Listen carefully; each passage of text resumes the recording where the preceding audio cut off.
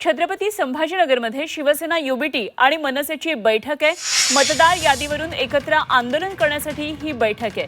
विधान परिषदेचे विरोधी पक्षनेते अंबादास दानवे,